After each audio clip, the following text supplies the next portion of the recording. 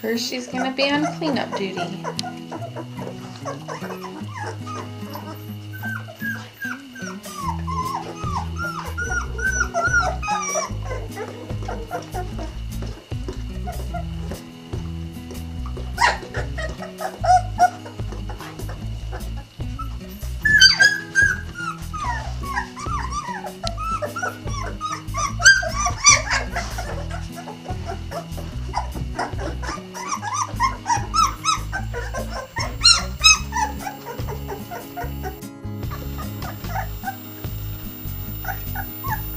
Alright, it is Friday, July 28th, and these pups are just past their 2-week mark, their 2-week birthday.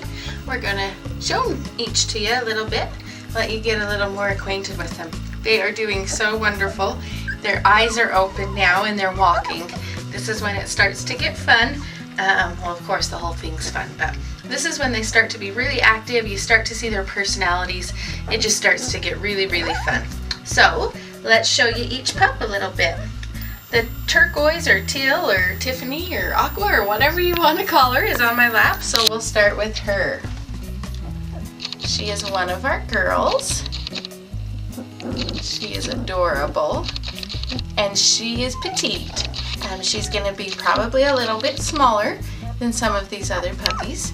She's going to be a little bit of a petite one, but her small size doesn't hold her back any.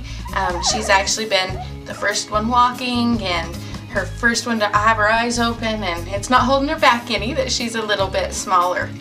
Let's just tip her back here on her back. I'll let you see her tummy and stuff. She's going to stretch, yes. You can see she's looking solid right here on her tummy. No white markings there. Her front paws are solid and her back paws are solid.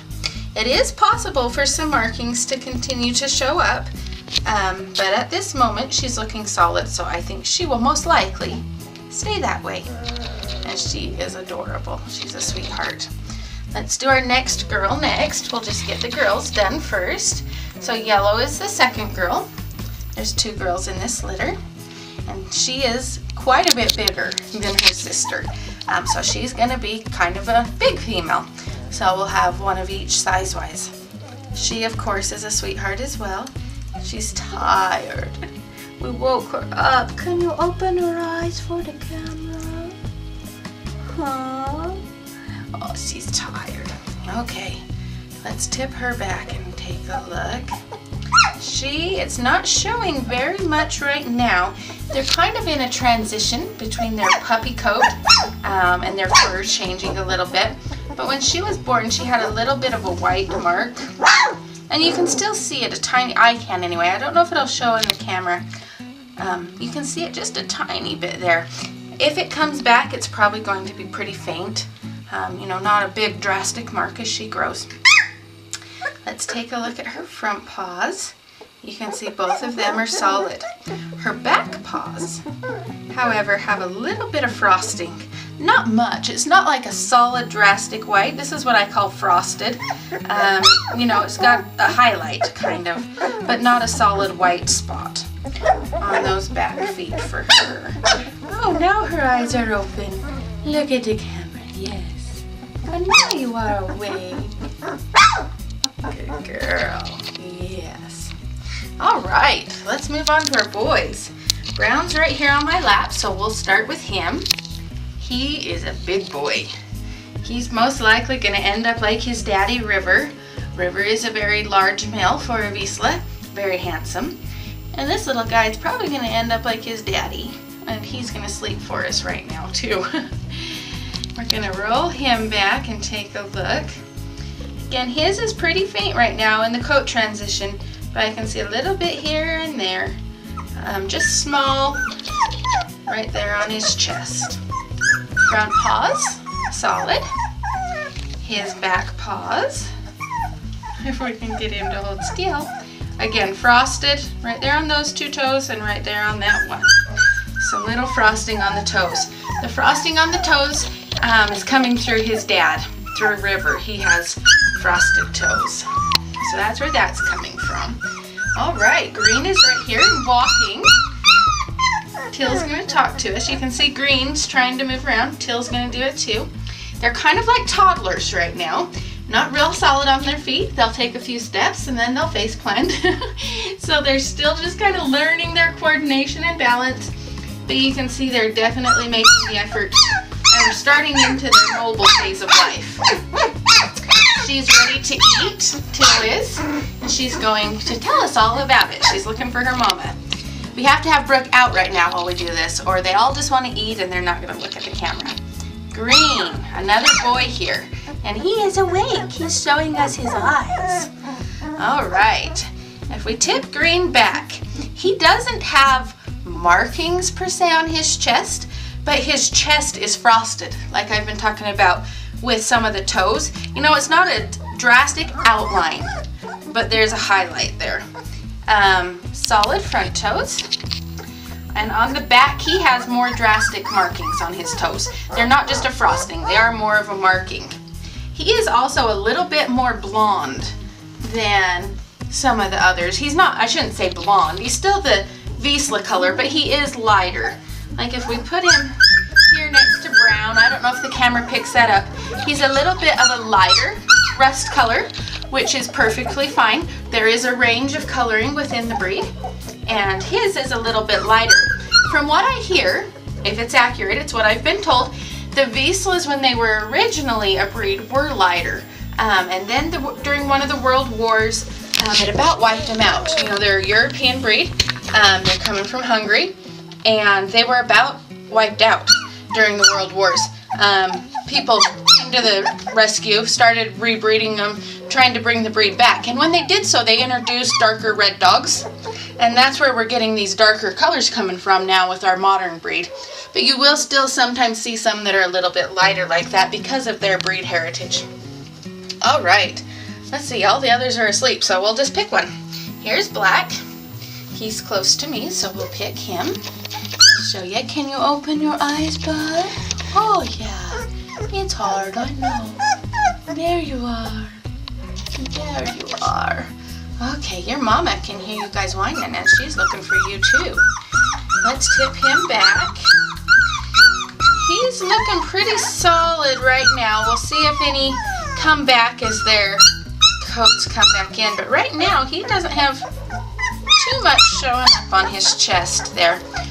Front paws are solid, and back paws, drastic markings here. Not just a frosting, he's got a definite marking on his back right. The back left is a little bit more of a frost. I should show you, I've got one of these puppies as well. Their tails were docked. It's been over a week now. They've got a little stitch right here in the end of their tail, where their tails were docked. That's not something that they go back to the vet and have taken out or anything like that. When that scab comes off, the stitch will just come with it. But they're all healing up really, really well. The reason the tails are done is they can be injured during hunting. Same with the dew claws. So the dew claw is like a thumb, for those of you who don't know, on their front paws. Those have been removed as well at the same time that they do the tails. Again, that's because these are an active hunting breed, and as they're running through brush, chasing birds, that kind of thing, that dew claw can actually be torn off, which is much more traumatic to the dog, much more of an injury to have it torn off than to just have it removed. So that's why it's breed standard to have those two things done. It's for the safety of the dog, and they're always done early on, between 3 and 5 days of age.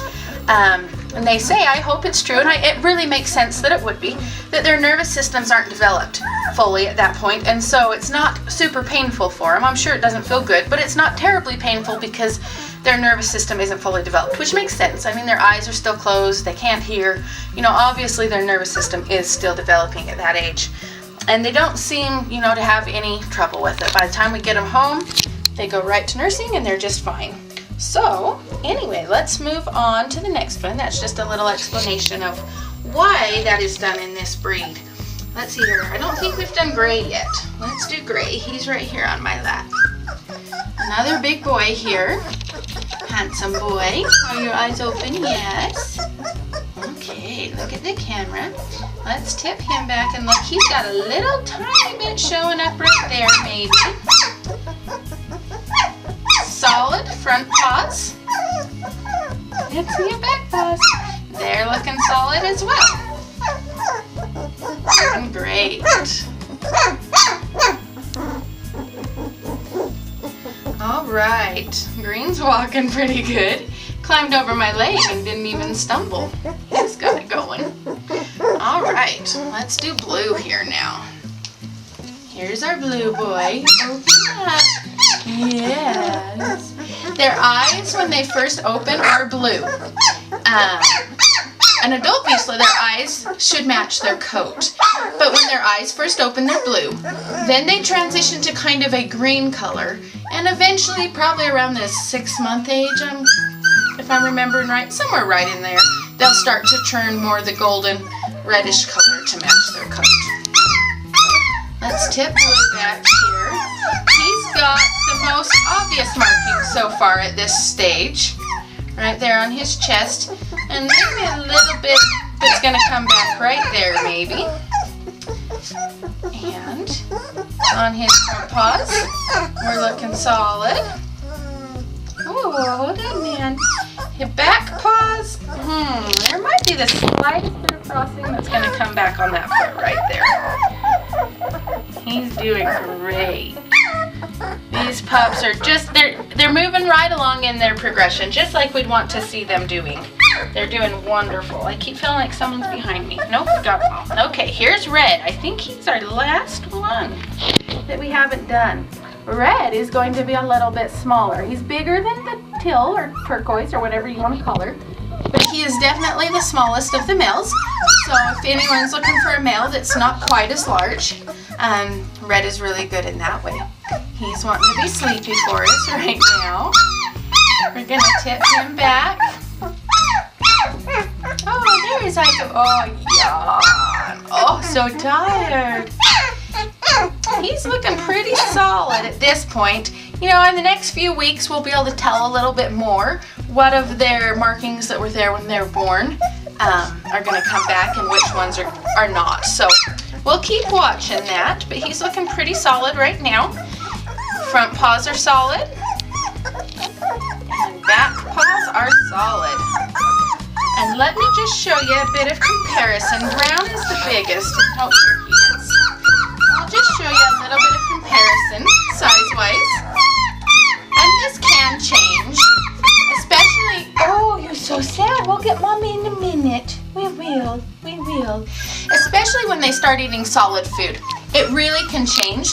Brown may not stay the largest, but at this point he is.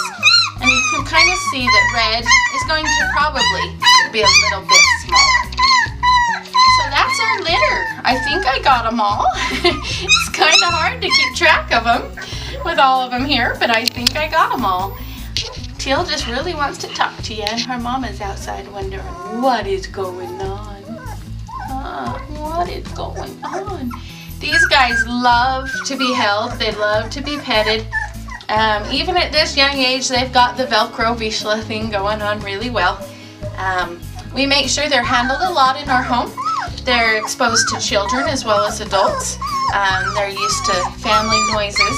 And all of those things help them to bond with humans. You know, it's not that they're just left with their mother and never given any human love. So they're used to bonding with humans, which helps them to be ready to transition into your home. And they're doing great.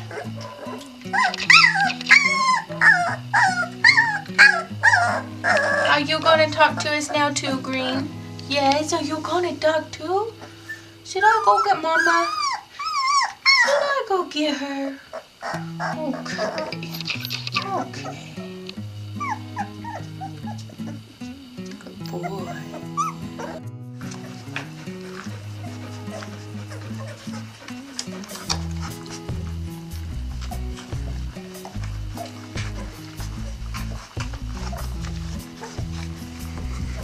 You're gonna fall off, Willow. You're gonna fall off.